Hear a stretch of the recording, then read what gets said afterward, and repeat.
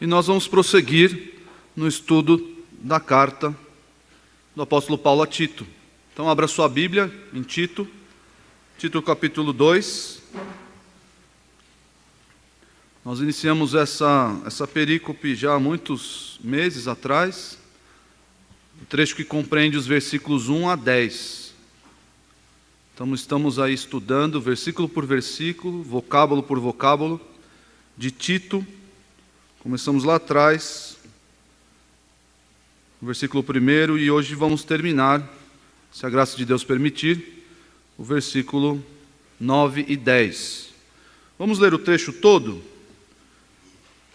Tito 2, de 1 a 10. Diz assim a palavra de Deus: Tu, porém, fala o que convém à sã doutrina. Quanto aos homens idosos, que sejam temperantes, respeitáveis, sensatos, sadios na fé, no amor e na constância.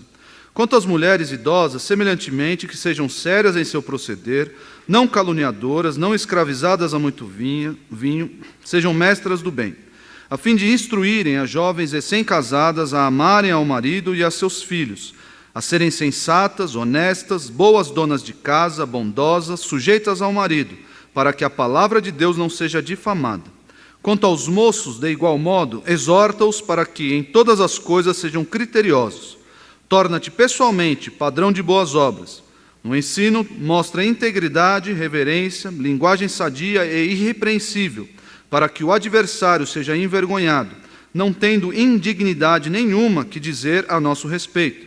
Quanto aos servos, que sejam em tudo obedientes ao seu Senhor, dando-lhe motivo de satisfação, não sejam respondões, não furtem, pelo contrário, deem prova de toda a fidelidade, a fim de ornarem em todas as coisas a doutrina de Deus, nosso Salvador.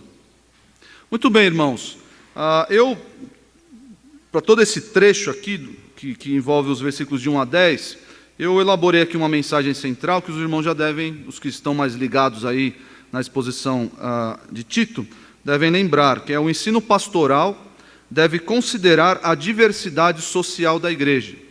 O ensino pastoral, afinal de contas, Paulo está se dirigindo a Tito, e Tito era um pastor de pastores, por assim dizer, porque Tito foi deixado em Creta para levantar líderes ali, pastoreando as igrejas, e ao fazer isso, levantar outros líderes para que aqueles líderes permanecessem nas igrejas locais ali, levantadas por Tito. E Paulo dizendo a Tito, você deve ensinar essas coisas a essas pessoas. É claro, por mais que o texto seja bastante abrangente, ele vai trazer aí diversas classes, diversos tipos de pessoas, classes sociais dentro da igreja. Nós falamos sobre os homens idosos, as mulheres idosas, as mulheres jovens, falamos sobre os homens jovens também, o texto fala isso, e hoje nós vamos falar, o texto vai falar conosco, dos versículos 9 e 10, acerca dos servos. Você já deve ter reparado aí, os versículos 9 e 10 fala acerca dos servos. Então, a mensagem central para todo esse trecho é: o ensino pastoral deve considerar, o pastor deve se preocupar a ensinar, a mostrar como essas pessoas devem proceder na comunidade cristã. Como essas categorias de pessoas devem proceder, cada um na sua função.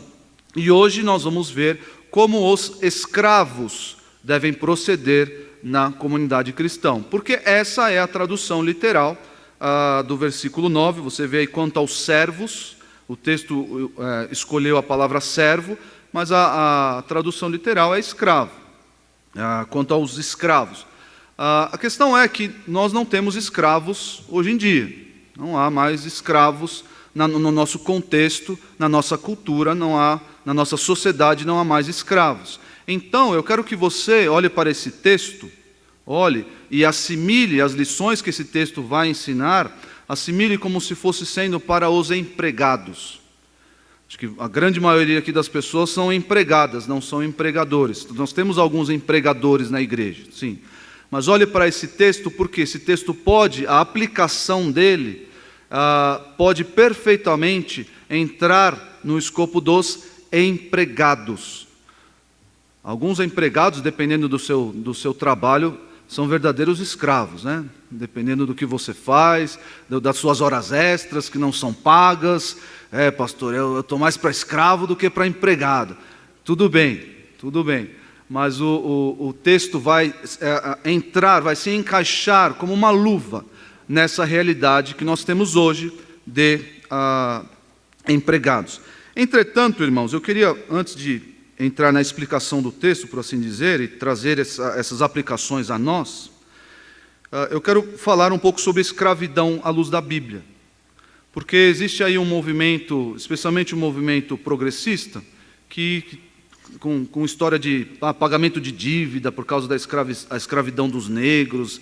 Isso pode trazer alguma confusão na nossa mente no que tange a escravidão à luz da Bíblia. Então, como a Bíblia vê a escravidão? Como é isso? É racial? É questão racial? Não é? A questão é que na Bíblia existem 3 tipos de escravidão. 3 tipos de escravidão. Eu não vou ler os textos, mas você pode acompanhar, ler depois na sua casa. Nós temos em Mateus 18, 25 a 35, a escravidão por causa de dívida. A pessoa ela se torna escrava de alguém porque ela não conseguiu pagar a dívida. Então ela paga como? Ela paga com o seu trabalho. E ela se torna verdadeira escrava, ela não se torna empregada. Ela vai e faz o que quer. Não. A vida dela, até a sua família pode ser envolvida nesse tipo de escravidão, a escravidão por dívida. Então a pessoa se torna escrava, até pagar toda a sua dívida, ela é escrava do seu credor, por assim dizer. Existe esse tipo de escravidão na Bíblia. O segundo tipo de escravidão é a escravidão do prisioneiro de guerra. Você pode ver isso em Deuteronômio 20. Em Deuteronômio 20 tem lá aquele que se torna escravo porque o seu país foi subjugado e ele foi capturado. E o que aconteceu? Ele não foi morto na guerra, na batalha, e aquela nação que dominou escravizou essa pessoa. É claro, eu não vou falar sobre as regras, todas as regras. Israel tinha regras acerca dos escravos. O escravo deveria ser liberto num período de 7 anos. O escravo não deveria servir para sempre como escravo, não. Dentro de Israel havia escravos, mas esses escravos, no fim do período de 7 anos, deveriam ser libertos. Contudo, olha só, existe o terceiro tipo de escravidão, que é a escravidão voluntária. Tem escravidão voluntária, pastor? Tem. Por quê? Ao final desses 7 anos, a pessoa poderia dizer, o escravo poderia dizer, eu não quero ir embora. Eu não quero, eu gosto tanto daqui, a minha vida, os meus filhos que nascem escravos, nasceram escravos, eu quero me tornar escravo para sempre desse Senhor. E aí havia as regras de tratamento com essa pessoa, enfim, até o Senhor deveria dar uma parte do seu rebanho, enfim, deveria tratar muito bem aquele escravo. Então existe a escravidão voluntária. O fato é que, irmãos, a Bíblia não condena a escravidão. E não há na Bíblia, por assim dizer, a escravidão racial. Só os negros são escravos e só os negros são oprimidos. Não, aqui pessoas de qualquer tipo. Pessoas que faziam dívidas, de qualquer cor, de qualquer etnia, de qualquer nação, se tornavam escravos. O fato é que a Bíblia não condena a escravidão, porém, a Bíblia também não a endossa. A Bíblia não aprova a escravidão, dizendo que é algo bom. A Bíblia aceita a escravidão, reconhece a escravidão naquela época como um elemento, uma ferramenta ali da construção social e cultural da época, e financeira inclusive, econômica. Os escravos faziam parte da estrutura econômica da época. Nós temos uma carta que Paulo escreveu a Filemão. Filemão era senhor de Onésimo. Onésimo era o quê? Era um escravo, não era empregado, era escravo. E Paulo, vou citar esse texto mais para frente, mas Paulo olha para Filemão e não diz, liberta Onésimo, e ele está comigo aqui, e dá a carta de alforria, né? Alforria. Dá a carta de alforria para ele, não faz isso. Não faz isso. Ele apela para Filemão, no sentido de que os dois agora são crentes. E a relação que eles têm é muito maior, ou muito mais sublime do que aquela relação de senhor e escravo. Mas ele em momento nenhum diz, você deve libertar Onésimo. Não faz isso. Paulo reconhecia a relação de senhor e escravo, mas apela para essa nova relação que agora eles têm em Cristo. Então, nós devemos ter uma visão clara de como a Bíblia vê a escravidão. Se você abrir aí em Filemão 15, veja Filemão 15 e 16, é um capítulo só, né? Filemão 15 e 16, só algumas páginas para frente, você está em Tito.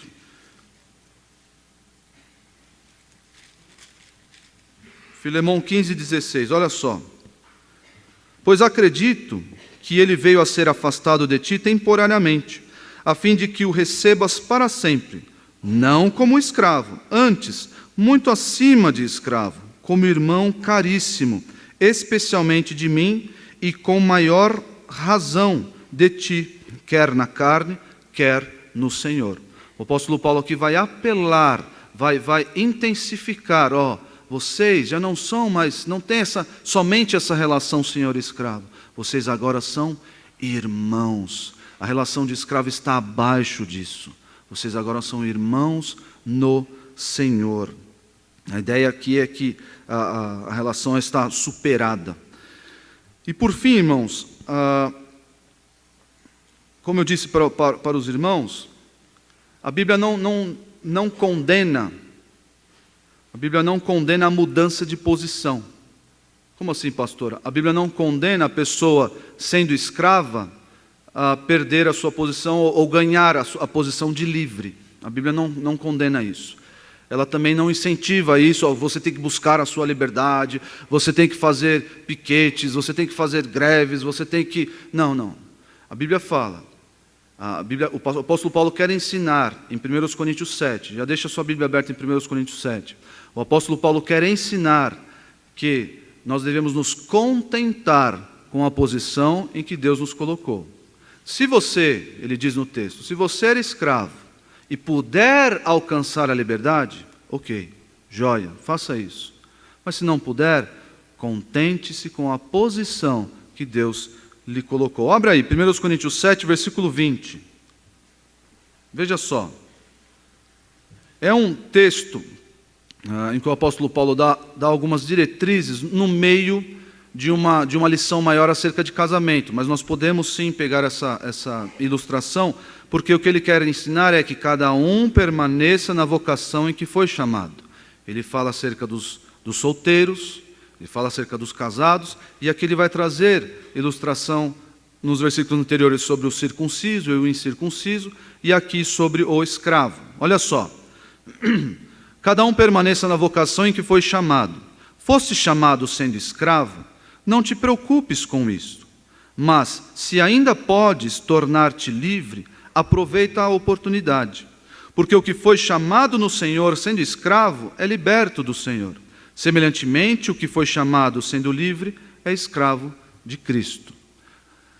Agora, trazendo isso aqui para os nossos dias atuais, o que acontece? As pessoas, a sua vasta maioria, as pessoas, especialmente os jovens, são bombardeados ou são incentivados a serem ricos, a terem posição de destaque na sociedade, a terem uma profissão de boa remuneração, a serem, por assim dizer, livres financeiramente, ou libertos aí do jugo do empregador. Vou me rebelar contra o empregador, eu tenho que ser dono de mim mesmo, dono das minhas finanças, eu tenho que ser rico. As redes sociais fazem um forte apelo a isso. As redes sociais, as pessoas não colocam a sua miséria na rede social. Aqui não tem dinheiro aqui para comer em casa, aqui na rede social. Não, colocam lá as viagens. E os jovens veem isso, as pessoas de modo geral, e elas começam a achar que a vida é isso daí. A vida é alcançar posições de riqueza, posições de importância na sociedade, influência. Agora tem até a nova profissão, né? Influencer ou influenciador. Os mais antigos aqui estão se perguntando o que é isso. Pasmem, tem uma nova profissão, é influenciador. para o bem e para o mal. Tem lá, o que você faz? Qual a sua profissão? Influenciador. Eu já vi isso num formulário de uma... Não sei se foi do Tribunal de Justiça, assim, pergunta qual era a profissão. Estava lá, influenciador. Falei, coisa nova, coisa moderna. Mas enfim, a questão é que muitos influenciadores trazem esse apelo forte. Você deve enriquecer, você deve galgar posições importantes na sociedade. Mas irmãos, com o crente ele deve ter uma visão bíblica das coisas. Deus chamou a maioria de nós, Deus chamou para sermos empregados numa fabriquinha no Parque Novo Mundo. Deus chamou a maioria de nós, para sermos escriturários em um banco qualquer. Deus nos chamou para sermos essas pessoas irrelevantes na sociedade. Pessoas que passam 30, 35, 40 anos trabalhando para um empregador e vai se aposentar lá com a aposentadoria do INSS e vão viver assim, de modo simples, de modo modesto, se sujeitando a esse empregador. Sem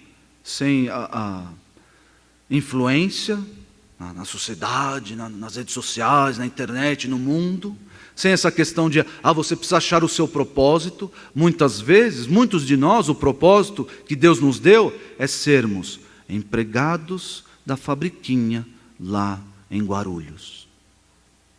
Empregados da fabriquinha lá escondida, a fabriquinha lá escondida. O auxiliar administrativo durante 30, 40 anos escondido lá. Deus, o propósito de muitos aqui, é ser esse empregado.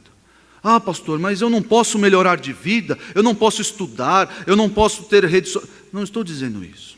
De longe de mim estar dizendo isso. A questão é, a Bíblia é muito clara com relação a isso, muito clara. Os irmãos, nenhum crente pode desejar, pode almejar ser rico. Isso está escrito no texto bíblico. Se você abrir o texto em 1 Timóteo 6, você vai ver isso. Pastor, não pode querer ser rico? Não. Mas e ser rico? É diferente. Eu vou explicar para os irmãos.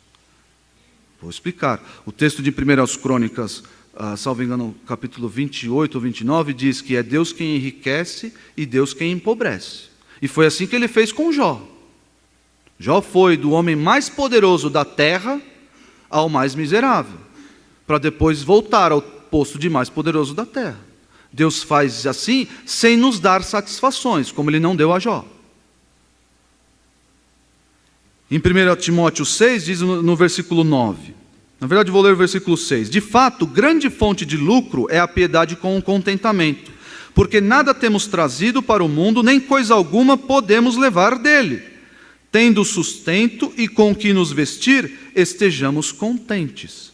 Tendo aquele empreguinho na fabriquinha, lá escondida naquele bairro distante, estejamos contentes. Olha só o versículo 9. Ora, os que querem ficar ricos caem em tentação, cilada e em muitas concupiscências insensatas e perniciosas, as quais afogam os homens na ruína e perdição.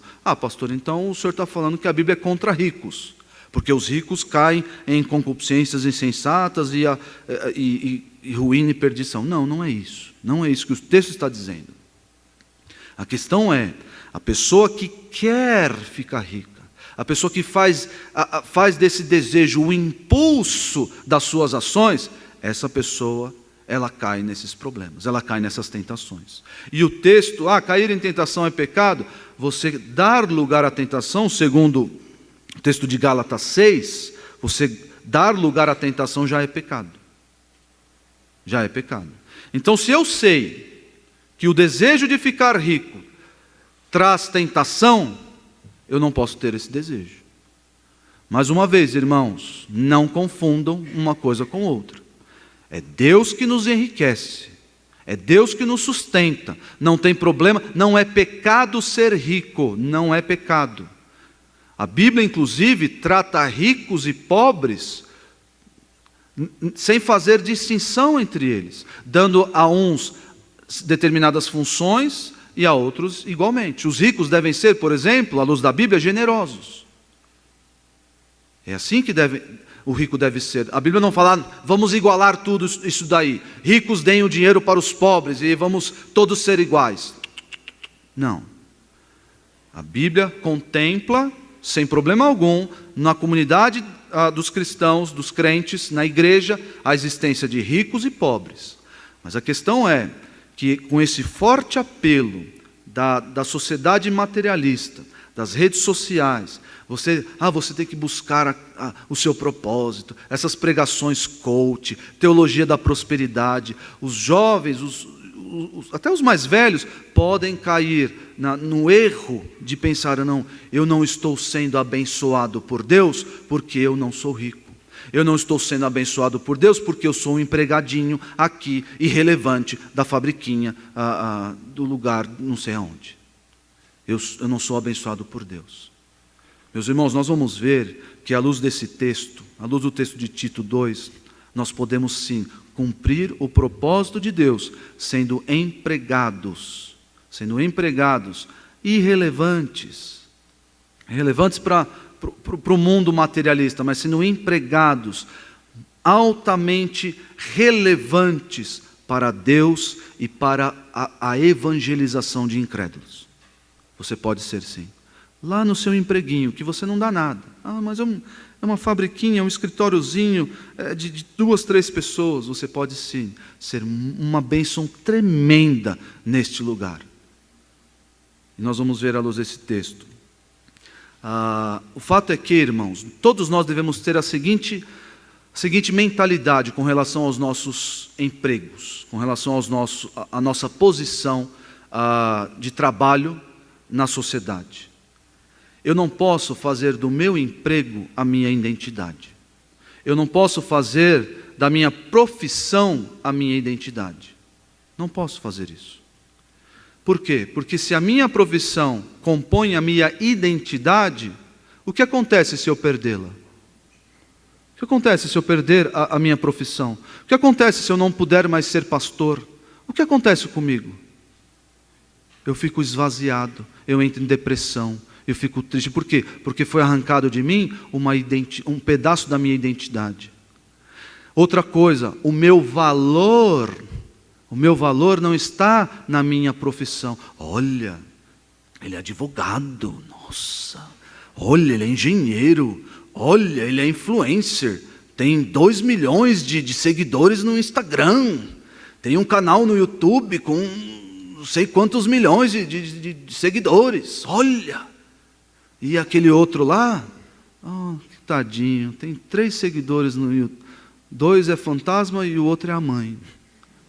Tadinho, coitadinho, ele não vale nada, para a sociedade, coitado. Não... Meus irmãos, o nosso valor não está nessas coisas. O nosso valor não está em nós mesmos.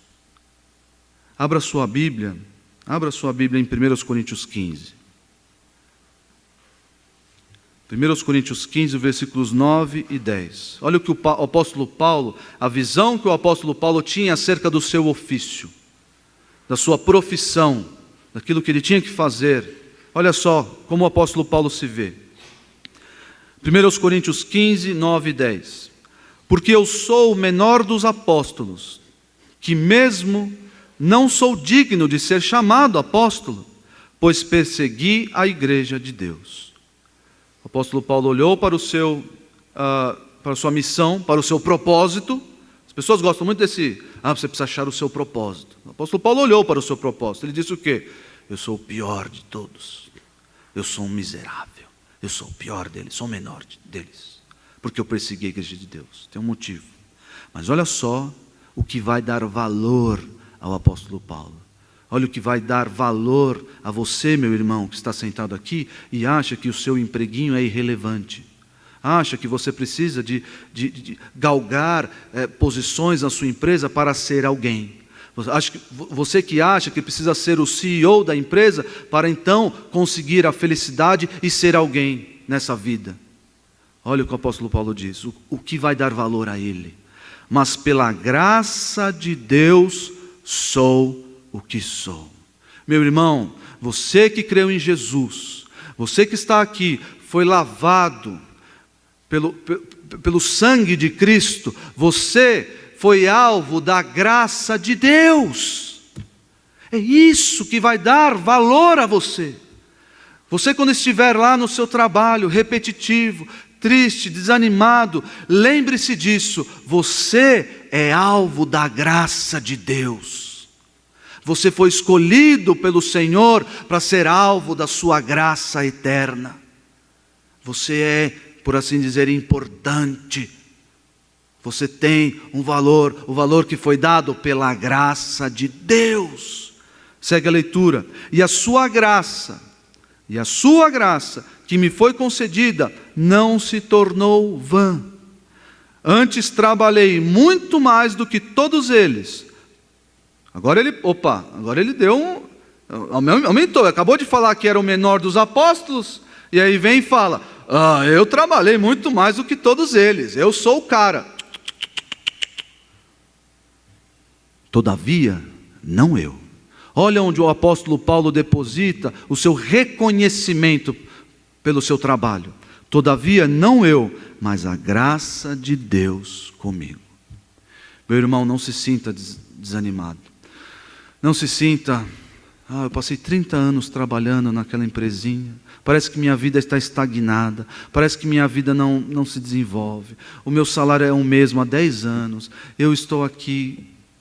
Você, meu irmão, é alvo da graça de Deus. Lembre-se disso e coloque um sorriso no rosto. Lembre-se disso e coloque ânimo no seu coração. Lembre-se disso e trabalhe no seu trabalho como nenhum jamais trabalhou. Por quê? Porque você é importante, porque você foi alvo da graça de Deus. Faça isso e o seu dia será diferente. Amanhã é segunda-feira. Muitos aqui vão trabalhar, acordar cedo, difícil, segunda-feira, cansado. Lembre-se, antes de pôr o pé para fora de casa, eu sou alvo da graça de Deus. E essa mesma graça que me capacita a ser esse empregado daquele escritório, daquela repartição pública, daquela fábrica, daquele lugar. É essa graça de Deus. E é essa graça de Deus, irmãos, que vai, voltando agora para Tito, essa mesma graça de Deus que vai nos capacitar a apresentar, a mostrar, a ostentar, por assim dizer, 4 traços do empregado cristão. Nós vamos ver aqui rapidamente. Explicação, o texto é autoexplicativo. Nós vamos ver, à luz dos versículos 9 e 10, 4 traços do empregado cristão. Mais uma vez, esse texto está falando a escravos, mas a aplicabilidade dele se estende a nós perfeitamente. Fique atento. Mas eu sou empregador, pastor, então esse sermão não é para mim. Fique atento porque eu vou falar, o texto, não eu, o texto, alguns textos aqui, especialmente textos paralelos, vão falar como você, como empregador, deve ser. Mas o fato é que nós vamos ver aqui 4 traços do empregado cristão, do trabalhador cristão. O primeiro traço, você pode ver aí no versículo 9, quanto aos servos, que sejam em tudo obedientes ao seu Senhor. Então, o primeiro traço do empregado cristão é a submissão. A submissão. Ele diz que sejam em tudo. Esse em tudo não está no texto grego. É uma inserção do tradutor, especialmente porque havia ali um entendimento de que os servos, os escravos, poderiam escolher o que eles poderiam obedecer ou não os seus senhores. Mas a questão é, nós como empregados devemos ser submissos ao nosso empregador. Pastor, é difícil. Eu sei que é difícil. Pastor, o senhor não conhece meu chefe. Esqueça o seu chefe por um segundo. O que a Bíblia requer de nós, o que a Bíblia nos manda fazer, não está colocando condicionantes aqui. Não tem cláusulas condicionando o seu comportamento. Não. A Bíblia manda os empregados, os trabalhadores, a serem submissos. Você deve ser submisso se você é empregado. Você deve obedecer o seu patrão. É isso que a Bíblia manda fazer. Eu trabalhei num escritório de advocacia eu perdi a conta já. Eu comecei lá em 2006. Os irmãos façam a conta aí. 2006 a 2023, 2022, 16 anos, 17 anos. Então, trabalhei nesse escritório, entrei lá como estagiário de direito. Eu era novinho, entrei lá em 20, 21 anos, e em determinado momento, eu lá no alto do meu segundo, terceiro semestre de direito, achando que conheço todas as leis, conheço todas as... É mal de estudante de direito. Tem alguns estudantes de direito aqui que sabem que acham tudo. Especialmente quando vem uns parentes, você já está sabendo do direito? Fala para mim aí, será que eu posso matar meu tio para pegar o terreno dele? Tem umas perguntas assim, escabrosas. Mas enfim, eu lá, no alto do meu terceiro, quarto semestre, meu chefe mandou eu ir ao fórum. Era uma caminhadinha como daqui na Padouro, lá do escritório ao fórum. Era uma caminhadinha assim. Eu fui no fórum. Vi lá o que tinha que ver, o processo que precisava ver, voltei. E o meu chefe, depois de alguma meia hora, disse, vá ao fórum, ver a mesma coisa. Como assim? Eu acabei de ir lá, acabei de falar com a pessoa, acabei de ver o processo, a informação é essa. Não, vai lá cobrar de novo. No judiciário é assim, irmão, você vence pelo cansaço. Eu aprendi isso depois desse episódio. Meu chefe me ensinou isso. Você vence o pessoal lá pelo cansaço. De tanto ver a sua cara linda, maravilhosa, o pessoal vai lá e faz o que tem que fazer. E eu fui lá. Eu meio contrariado, né? De terno e gravata, um sol de lascar. Vamos lá. Chego lá. Então, o meu chefe mandou eu vir aqui de novo para falar aquele processo, que tem que sair aquele documento e tal. Doutor, o senhor faz assim, assado, está na fila aqui, tem um monte de processo, a gente está sobrecarregado. Tá bom, obrigado. Voltei para o escritório. Chefe, a moça falou lá que está sobrecarregada, tudo mais e tal. Passou meia hora. Zaque, vai no fórum. Eu falei, não vou não. Não vou não. Como é que é? Como é que é? Chefe, eu já fui no fórum 2 vezes, a moça vai falar para mim a mesma coisa. E aí ele já foi mudando a expressão dele. Como pode esse insubordinado se levantar contra uma ordem minha e falar, não vou não? E ele virou para mim, disse assim, você vai no fórum quantas vezes eu mandar? Eu engoli seco. A vontade de chorar. Sabe quando dá aquele nó aqui na região da gravata? Pois não, chefe. E fui para o fórum, chorando no caminho. Eu cheguei lá, a moça viu que eu estava... Olha só como funcionou, porque a moça viu que eu estava com os olhos vermelhos, lacrimejando. Falei, moça, meu chefe me mandou aqui de novo. E o documento lá, moça. E eu voltei para o fórum, voltei para o escritório com o documento em mãos.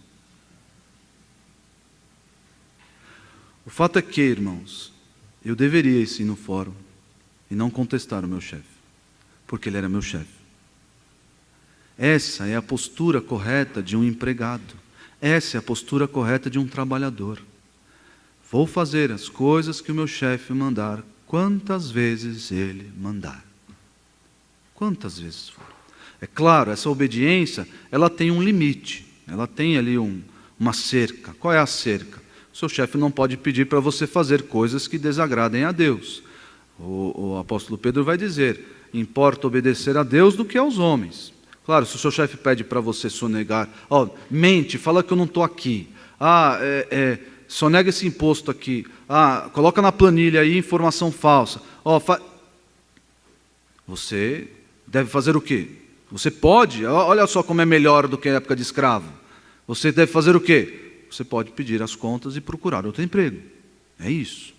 Porque você não pode ferir a sua consciência diante de Deus.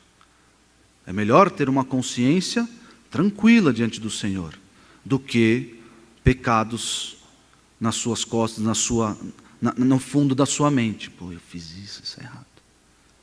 Mas o fato é que, de acordo com esse texto, nós devemos ser obedientes ao nosso empregador em tudo, sem contestar, sem reclamar. E o apóstolo Paulo vai falar sobre essa reclamação mais para frente, mas nós devemos fazer o que nos é pedido, o que nos é mandado. Abram a Bíblia em 1 de Pedro 2.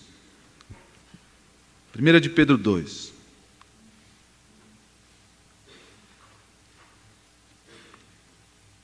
Olha só o que diz 1 de Pedro 2,18. Escravos, sujeitem-se a seus senhores com todo respeito, não apenas aos bons e amáveis, mas também aos maus. Ih, pastor, eu achei que não tinha esse versículo na Bíblia. Porque o meu chefe é tão ruim comigo, é tão mau. Olha só, escravos, sujeitem-se aos seus senhores com todo o respeito, não apenas aos bons e amáveis, mas também aos maus. Olha só o versículo 19. Qual é a motivação do crente ao se sujeitar a um chefe mau? Porque é louvável que, por motivo de sua consciência para com Deus, alguém suporte aflições sofrendo injustamente. Aqui, claro, a relação do escravo era muito mais intensa do que a nossa de empregadores. O escravo vivia ali sob o poder, sobre o senhorio do seu dono, e fazia o que o dono mandava.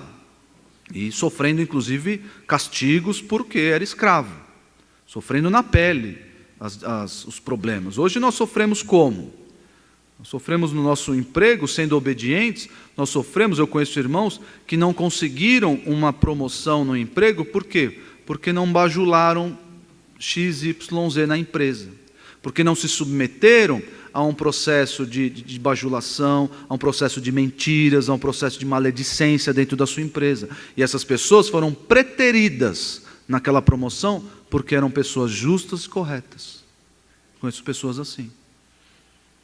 Mas olha só, é louvável que por motivo de sua consciência para com Deus, alguém suporte aflições sofrendo injustamente, obedecendo em tudo, se sujeitando em tudo o Senhor, o seu Senhor.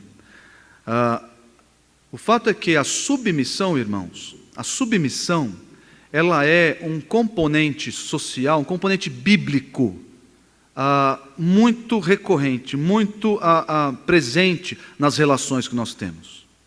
Não dá para viver sem submissão, não dá. Por quê? Você tem submissão na relação entre a esposa e o marido, a esposa deve ser submissa ao marido. Você tem submissão dos filhos aos pais, os filhos devem ser submissos à autoridade dos pais. Você tem submissão dos governados em relação aos governantes. Nós devemos ser submissos às autoridades, autoridades civis, e nós temos a submissão na relação entre empregados e empregadores.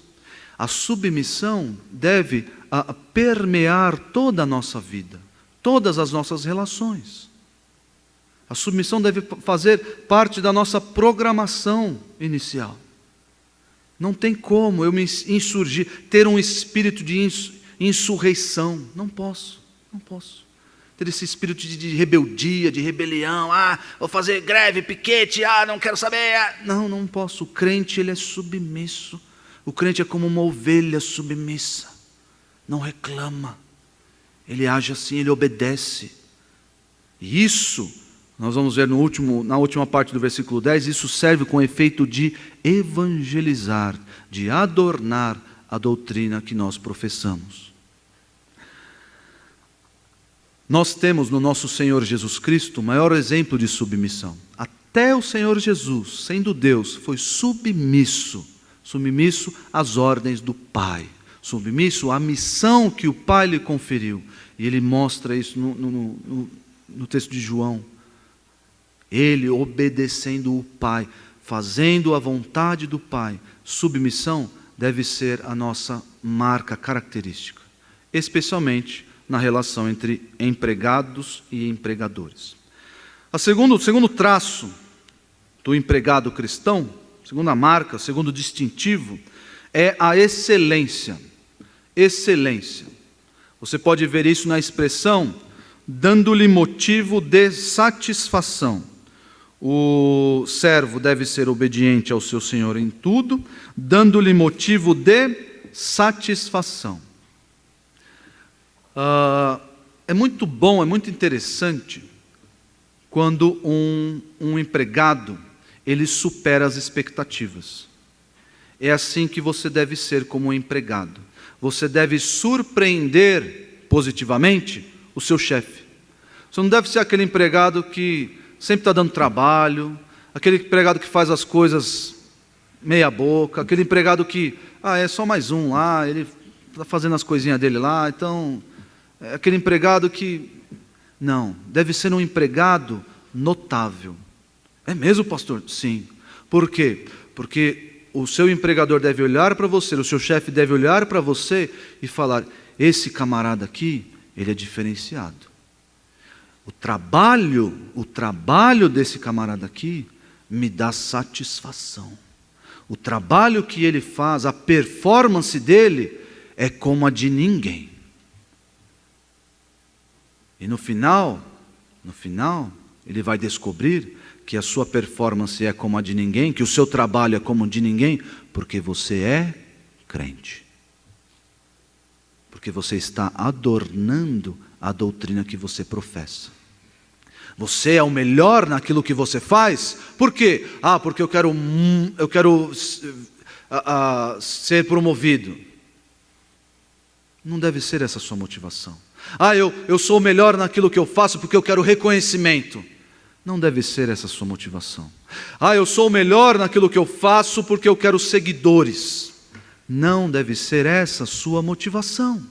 Eu quero ganhar mais. Eu quero ser o dono da empresa. Eu quero ser o presidente. Não deve ser essa a sua motivação. Por mais que essas coisas aconteçam naturalmente. Se você performa bem, se você é um excelente empregado, seu chefe há de notar você. Você se tornará, por assim dizer, um ativo da empresa. Porque, esse cara, se eu mandar ele embora, a minha empresa quebra. A minha empresa cai o rendimento. Por quê? Porque essa pessoa, ela segura as pontas aqui. Olha o que ela faz. Olha como ela faz. Olha o capricho que ela desenvolve o seu trabalho. Eu não vou mandar essa pessoa embora. Para no final descobrir que você é assim porque você é crente. Mas nós devemos pensar assim, fazer tudo com excelência. Primeiro, porque Deus manda. Para agradar o nosso Senhor, porque Deus manda. Mas porque nós fazemos as coisas para o Senhor. Não o Senhor terreno, mas para o Senhor celestial.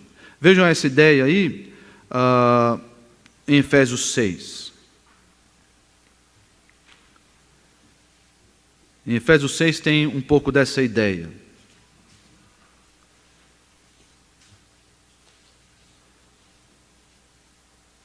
Olha só Efésios 6, versículo 5. Quanto a vós outros servos, obedecei a vosso Senhor segundo a carne, com temor e tremor, na sinceridade de vosso coração como a Cristo, não servindo à vista como para agradar a homens, mas como servos de Cristo, fazendo de coração a vontade de Deus, servindo de boa vontade, como ao Senhor e não como a homens. Quem é o meu chefe? Quem é o chefe do crente? Quem é o Senhor do crente? É Deus. É Deus. Fica muito mais fácil distinguir quando você trabalha na igreja, quando você é pastor da igreja. Quem é o chefe do pastor? É Deus, porque ele faz o trabalho de Deus. Mas segundo o texto de Efésios aqui, todos os irmãos aqui, empregados, têm como chefe o Senhor Deus. E eu, como pastor dessa igreja, devo apresentar um trabalho excelente, um trabalho distinto, um trabalho notável. Eu devo me esforçar, eu devo perder noites de sono, eu devo não medir esforços para fazer o que eu tenho que fazer, as minhas tarefas com esmero, com dedicação. Por quê? Porque eu estou servindo a Deus. Ah, pastor, mas eu sou enfermeira na beneficência portuguesa. E o meu chefe é o CEO do hospital, o diretor de saúde do hospital. Não, o seu chefe é Deus. Se o meu chefe é Deus, como é que eu faço as coisas? Ah, pastor, eu sou médico lá no hospital da Cachoeirinha. Meu chefe é o governador de São Paulo. É o governador de São Paulo, Jimmy, ou é o prefeito? É o governador. O meu chefe é o Tarcísio de Freitas. Não, Jimmy, o seu chefe é Deus. Como nós vamos fazer um trabalho para Deus? Como eu vou apresentar esse trabalho para Deus? Eu acho que todos aqui desejam apresentar um trabalho nota 10 para Deus. E não qualquer coisinha, não qualquer com relaxo ali, meia boca.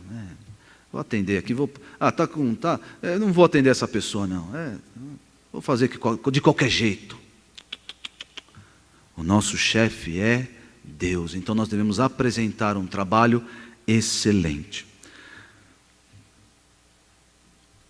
Certa vez, eu ainda estagiário de direito, fui com um advogado lá para São José dos Campos.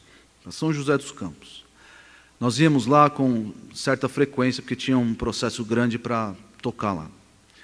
E eu fui com esse advogado, doutor Emir, e chegamos lá numa repartição pública lá, era uma vara, os irmãos que entendem aqui um pouco de direito, era uma vara de execuções fiscais, anexo de execuções fiscais, era um negócio assim era um quartinho assim, com 3 pessoas assim, era a coisa mais irrelevante que você poderia imaginar dentro do poder judiciário, estava lá um anexo fiscal, não sei das quantas, São José dos Campos.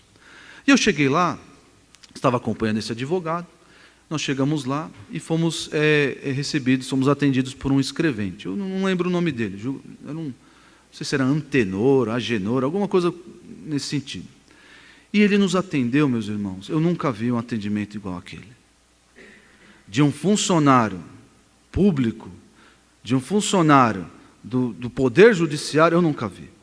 Aquele homem só faltou... Ele nos serviu café. Ele nos serviu café, nos deu lugar para sentar enquanto ele preparava os documentos, foi muito simpático conosco, nos auxiliou em tudo o que precisávamos. Aquele homem... parecia um sonho. Quem lida com repartição pública sabe, né, da disposição dos nossos... mas aquele homem, parece que era um sonho, que não existe. Eu fiquei olhando assim para o doutor Emílio, o que está acontecendo? O que está acontecendo? Ele falou, doutor Emílio, eu também não estou entendendo. Mas a gente está aqui esperando, ele vai fazer o documento, nós estávamos prevendo que teremos que ir lá várias vezes para esse documento sair. Inúmeras vezes. Esse homem passou ali um longo período conosco, nos assistindo em tudo o que precisamos. E o doutor Emir chegou em um determinado momento, nós já estávamos nos despedindo, e ele perguntou, por que você é assim tão simpático? Por que você nos atendeu tão bem? Ele falou, doutor, é a minha obrigação. Eu tenho que agir assim. Eu tenho que agir assim com todos. E aquilo entrou na minha mente, eu falei, mas é a obrigação só dele? Eu não conversei, não perguntei se ele era crente ou não, mas a forma como aquele homem agiu num lugar em que não existe obrigação nenhuma de você tratar bem, seja lá quem apareça lá no balcão, aquele homem foi um verdadeiro bálsamo no deserto das varas por aí. E aquele homem nos tratou com excelência. Aquele homem cumpriu o seu dever com excelência. E foi somente aquele homem, toda a minha carreira. Eu sou advogado há 13 anos, mas o período de estagiário foi só aquele homem que agiu daquele modo. Não sei se ele estava motivado por essa verdade, mas com relação a nós, deve ser assim. Deve ser assim. Eu devo fazer o meu trabalho com toda a excelência, com todo esmero. Eu devo ser notável naquilo que eu faço. Eu devo acordar de manhã e partir para um dia de trabalho sabendo que eu devo fazer o meu melhor, que eu não posso ir, nossa, aquele trabalho, eu vou lá fazer de qualquer jeito, porque não tem, não posso pensar assim, porque o meu chefe está me esperando. Sabe que chefe está te esperando lá no seu trabalho, na sua cadeira? Deus está esperando você. Você deve agir com excelência. O chefe do crente é Deus e não o homem. Seguindo aí, o terceiro traço do empregado cristão, terceira marca, terceiro distintivo do empregado cristão, é a complacência. Que palavra difícil, pastor. Eu tinha escolhido a palavra cordialidade, mas aí eu fui no chat GPT,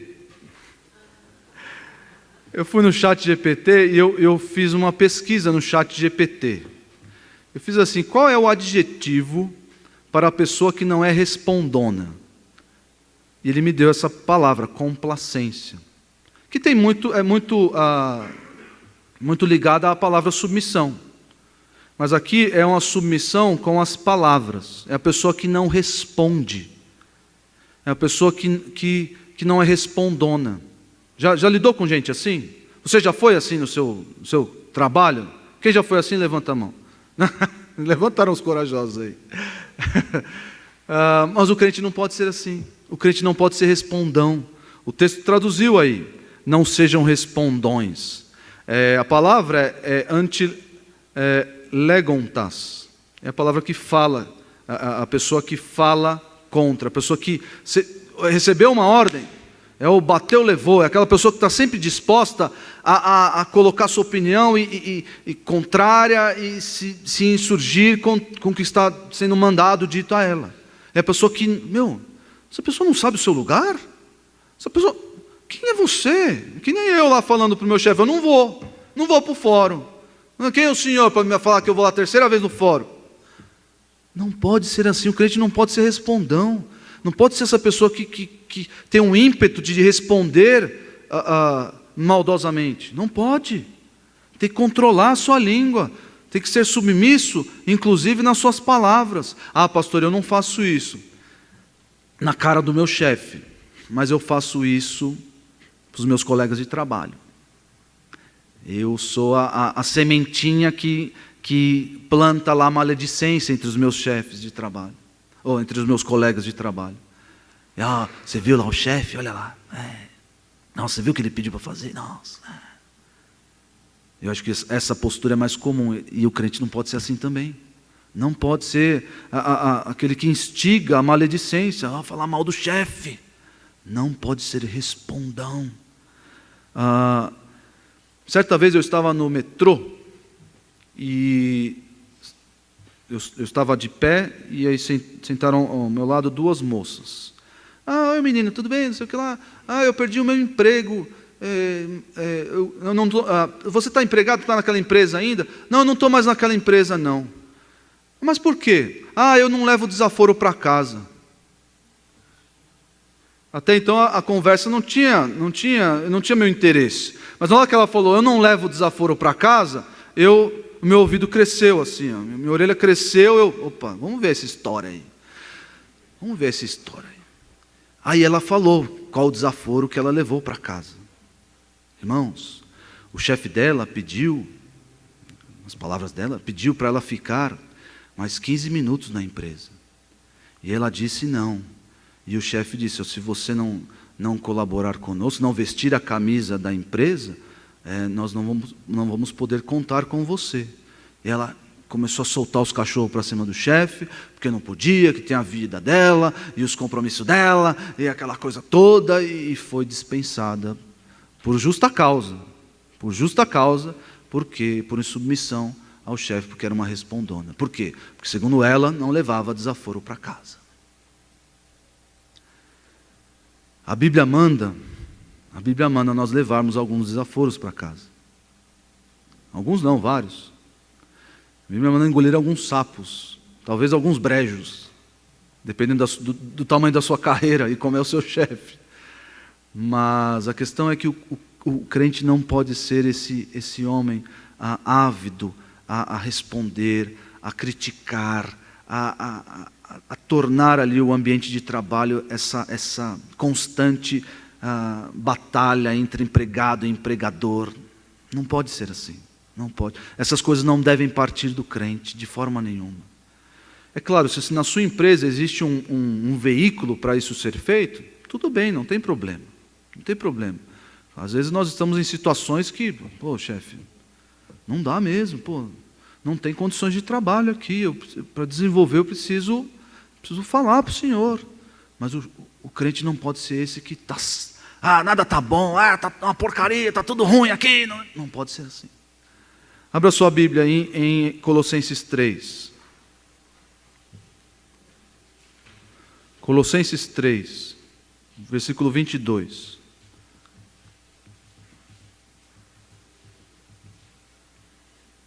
Colossenses 3, 22 diz assim: servos, obedecei em tudo ao vosso Senhor segundo a carne, não servindo apenas sob vigilância, visando tão somente agradar homens, mas em singeleza de coração, temendo ao Senhor. Tudo quanto fizerdes, fazei-o de todo o coração, como para o Senhor e não para homens, cientes de que recebereis do Senhor a recompensa da herança. A Cristo, o Senhor, é que estais servindo, pois aquele que faz injustiça receberá em troco a injustiça feita, e nisto não há acepção de pessoas. Ou seja, as pessoas irão ser injustas e receberão o pagamento da sua injustiça. Mas o crente deve ter essa disposição no seu coração. E essa disposição, essa singeleza de coração que o texto diz, deve permear inclusive a sua boca. O crente deve ser complacente às políticas da empresa. O crente não pode se insurgir, fazer piquete, fazer greve. O chefe do sindicato lá é crente. E está lá, fecha a fábrica, malditos empregadores. O chefe do sindicato não pode ser crente. Não pode. Desse tipo que eu mencionei. Por quê? Porque ele deve ser complacente. Ele deve ser cordial, simpático, inclusive nas suas palavras. A língua do crente pertence a Deus e deve demonstrar igual submissão às ordens do seu chefe. Tem um rapazinho lá em casa, só para ilustrar para os irmãos, tem um rapazinho lá em casa que não é complacente. Um rapazinho de 2 anos, lá em casa. E agora que ele aprendeu a falar, César, faz isso. Não. E olha assim, não. Eu não sei se ele faz porque é brincadeira, porque está demais. Ele olha assim para mim, não. E sai correndo. César, vem aqui, senta, termina a sua comida. Não.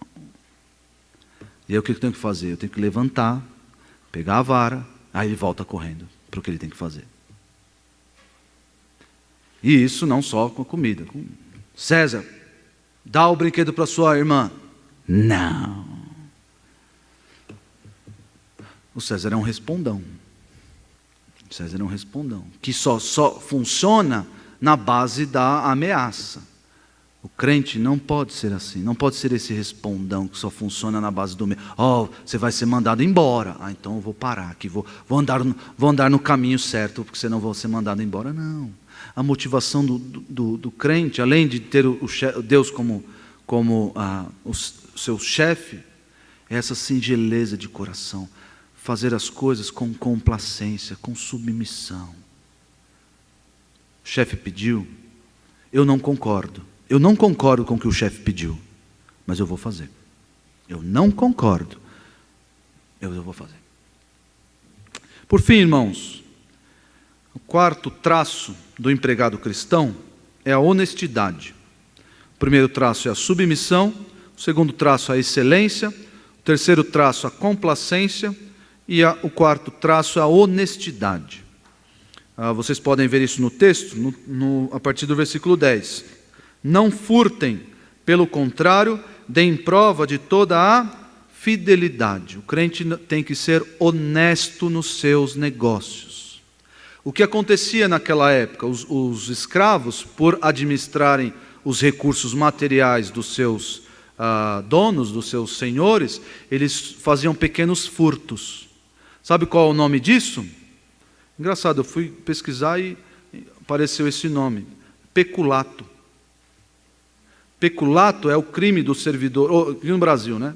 É o crime do servidor público que rouba o papel higiênico, que rouba a caneta da repartição pública, que leva para casa o bloco de folha sulfite. Isso não acontece, né? Não acontece, né? Enfim, mas está lá. Caso aconteça, né? Caso aconteça, peculato. Mas é o servidor que faz essas coisas. E os escravos faziam isso. Então, por isso que ele diz aqui: não furtem. Pelo contrário, deem prova de toda a fidelidade. Ou seja, vocês devem ser dignos de confiança. O crente, ele deve ser aquele acima de qualquer suspeita no seu trabalho. Não pode haver, não vou confiar essa tarefa àquele ali porque ele, não sei, já vi umas histórias, ele faz some as coisas da mesa dele, parece. Não, o crente não pode ser assim. O crente deve ser aquele em que o seu empregador deposita total confiança nele. Hoje tem até os cargos de confiança, né? Cargos de confiança, pessoas que tomam decisão e decisões que vão influenciar nos rumos da empresa. O crente deve estar nessas posições aí. Por quê? Porque o crente deve ser fidedigno, digno de toda confiança. Por quê? Porque ele não furta, porque ele não rouba. Pastor, eu nunca roubei nada do meu patrão. Eu vou dar um exemplo aqui, e eu acho que todos nós, em algum momento, já fez isso. Existe uma estatística, segundo uma pesquisa, fizeram uma pesquisa e chegaram à seguinte conclusão: colaboradores, chama empregados de colaboradores hoje em dia, né? Colaboradores com mais de 50 anos, eles perdem, ou eles desperdiçam, eles passam um tempo ocioso no trabalho. Eu entro às 8, saio às 17, eu entro às 7, saio às 17 também, enfim, o seu período de trabalho ali. Empregados com mais de 50 anos tendem a perder mais ou menos 30 minutos por dia de trabalho, além do da hora de almoço, que a hora de almoço não é hora de trabalho, né? Mas ali 30 minutos. Pessoas que possuem 35 a 50 anos gastam 72 minutos por dia em tempo ocioso. Um tempo que deveria dar ao seu empregador e não está correspondendo, não está trabalhando. Pessoas entre 25 e 35 anos gastam 1h30 por dia em tempo ocioso. E jovens abaixo dos 25 anos passam 2 horas por dia em tempo ocioso. Isso aqui colabora bastante para isso. Certeza que isso aqui colabora bastante para esse tempo ocioso. Tempo que você deveria estar dando o seu melhor para o seu patrão, para o seu chefe, e não jogando tempo fora. Então você está furtando do seu chefe trabalho, dinheiro, porque ele está pagando você por aquela hora e você não está trabalhando. Pastor, chegou aí, pegou no meu calcanhar. Pois é, irmãos, nós não podemos, nós devemos ser dignos de confiança, trabalhadores notáveis, trabalhadores excelentes, pessoas que são exemplos, referências para muitos outros. Veja aí, 1 Timóteo 6. 1 Timóteo 6. O crente deve ser honesto. O empregado crente deve ser honesto. 1 Timóteo 6, 1. Todos os servos que estão debaixo de jugo considerem dignos de toda honra o próprio Senhor, para que o nome de Deus e a doutrina não sejam blasfemados. Também os que têm Senhor fiel não o tratem com desrespeito, porque é irmão. Pelo contrário, trabalhem ainda mais, pois ele que partilha do seu bom serviço é crente e amado. Ensina e recomenda essas coisas. No final das contas, se você é um mau empregado, você está denegrindo, você está manchando a sã doutrina, a fé que você professa. É isso que está acontecendo. Então, o quarto traço do crente é a honestidade. Essa semana, a Aline perdeu o celular. Ela foi colocar o César na cadeirinha e colocou o celular estava na mão dela, colocou o celular em cima do carro. E na pressa lá, colocou o César na cadeirinha e saiu com o carro. E o celular estava lá em cima do teto do carro. E aí, bem perto de casa, ali na rua em frente, ela ouviu um barulho. Blum! E achou que as crianças tinham jogado alguma coisa fora pela janela. Vocês jogaram alguma coisa pela janela? Não. E seguiu sua vida. Chegou lá na casa da minha mãe, que ia deixar as crianças lá. Cadê meu celular? Não acho o celular. Aí a gente tem lá o aplicativo lá, o Life, né? Que a gente vê onde nós estamos, né? Na nossa família. Aí o celular dela estava numa rua lá perto de casa. Aí, cadê? E vai, toca lá, cadê o celular? E procura na rua, não acho o celular. É aquela coisa toda. E eu, aqui na igreja, eu liguei para o celular, ninguém atendia. Eu já estou vendo, eu já entrei no site lá, quanto é um celular, vou ter que comprar um celular, dividir em tantas vezes, o raio do celular. A minha esposa vai ganhar um celular novo, olha só que bênção.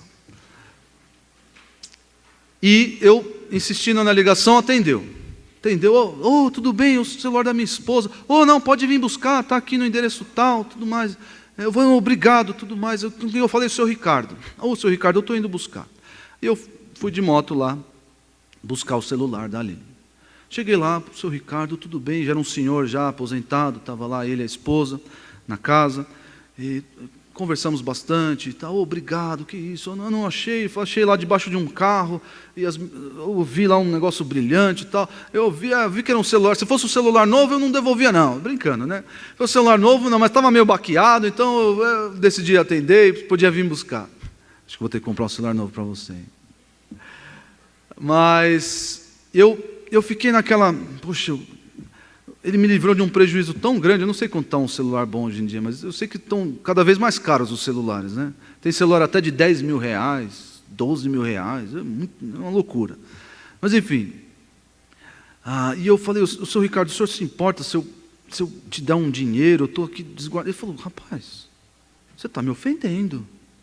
Você está me ofendendo. Eu falei, não, de modo nenhum. O senhor não pode fazer isso. Falando para mim, você não pode fazer isso. A honestidade, ele falou para mim, a honestidade deve ser o padrão. A honestidade deve ser o que nós devemos esperar uns dos outros. Não, isso eu fiz porque é meu dever, eu tenho que fazer isso. Não tem outra alternativa. Não, só vou entregar o celular, o cara não me deu nenhuma caixinha, nenhuma recompensa aí. Não pode ser assim. A honestidade deve ser esperada todo momento. A desonestidade é que deve ser a exceção. Para o crente é assim que funciona.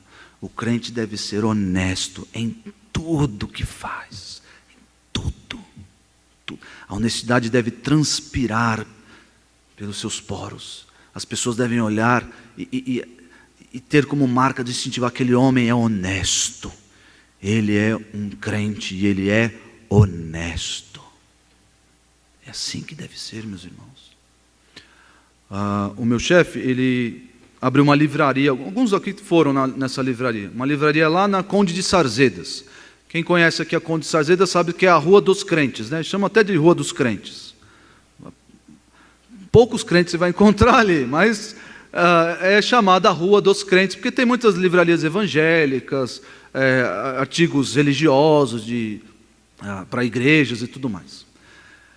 O meu chefe abriu essa livraria lá na Conde de Sarzedas e depois de 3 ou 4 anos funcionando, fechou. E ele falou, ele é crente, meu chefe é crente, ele falou, a pior coisa que eu fui fazer é negociar, contratar, na verdade, crente. Eu falei, como assim? Os crentes que eu contratei só me deram dor de cabeça e prejuízo material. Teve um rapaz lá que deu um prejuízo para ele na ordem de R$200 mil. Crente, fiel, tá lá, rede social, tá lá. Fiel não, né? Crente lá, crentão, veio recomendado por outros. Ele falou, a pior pessoa que eu posso contratar nesse ramo foi o crente. Eu fiquei abismado. Por quê? Porque está aqui, não furtem, pelo contrário, deem prova de toda a fidelidade. E é assim que nós devemos ser no nosso trabalho, onde nós estamos, onde Deus nos colocou. A honestidade é a configuração padrão do crente. O crente deve ser fidedigno. E por fim, irmãos, o texto termina, eu não sei se os irmãos lembram, mas esse trecho está emoldurado, está enquadrado em 2 frases. Olha só, está enquadrado, emoldurado na doutrina, na sã doutrina. No versículo 1 ele diz assim, tu porém fala o que convém à sã doutrina. E no final ele diz assim, a fim de ornarem em todas as coisas a doutrina de Deus, nosso Salvador. O termo aqui, ornar, em algumas versões, adornar, é a palavra cosmosim, que vem do verbo cosmel. Lembra alguma coisa? Vem da palavra cosmético. Para que serve o cosmético? As mulheres sabem, né? Para que serve o cosmético? Para deixar bonita? Não, estou brincando, deixa assim. Mas o cosmético serve para quê? Para evitar, eu gosto do cosmético que evita os sinais da idade. Qual é o maior sinal da idade? É a queda. É a queda. É a queda das bochechas, é a queda da pálpebra aqui, da sobrancelha aqui, é a queda. Vai tudo caindo aqui no rosto, tudo caindo. E o que as mulheres usam? Cronos, Renew, todos esses cosméticos, para quê? Para que a queda não seja tão acentuada. Então esse é o poder do cosmético. O cosmético coloca as coisas no lugar. O cosmético mostra para as pessoas que não caiu tanto assim. Que, aquela ali ela está com 50, mas ela está com um rostinho de 20. Cosmético bom esse, hein? Mas o fato é que, irmãos, quando nós agimos assim, nos nossos trabalhos, quando somos empregados, submissos, excelentes, complacentes e honestos, nós ornamos a fé que nós professamos. É como se fossem os frutos de uma árvore frondosa. A árvore frondosa já é bonita por si, mas os frutos deixam ela ainda mais bonita. Então, quando você age assim, você reforça a doutrina, você reforça a fé. Olha só, aquele rapaz se diz crente e ele é crente mesmo. Você pode ver que ele é crente pelo modo como ele é no seu trabalho. E não só o crente, não só o empregado, mas os homens, as mulheres, os homens idosos, as mulheres idosas, os jovens, todos esses aqui que foram alvos ali do ensino pastoral de Tito e que deve ser também alvo do nosso ensino, porque o ensino pastoral deve considerar a diversidade social da igreja. Vamos orar. Senhor Deus, muito obrigado por essas instruções tão claras de como devemos agir em nossos empregos, em nossos trabalhos. Que o Senhor nos capacite, que a sã doutrina seja louvada, seja ornada pelo nosso bom proceder. Que as pessoas possam confiar em nosso trabalho, que os nossos chefes sejam surpreendidos pela nossa postura, pela excelência daquilo que fazemos, porque somos submissos, não somos respondões. Ó Deus, nos capacita a sermos assim, a sermos uma igreja obediente ao Senhor, porque o Senhor é o nosso chefe. Nós te agradecemos, porque essa oração já é respondida, porque essa é a tua vontade. Despeça-nos em paz para uma semana de trabalho, e que o Senhor nos corrija em nossas faltas e nos molde a esse padrão que o Senhor manda. Em nome de Jesus, amém.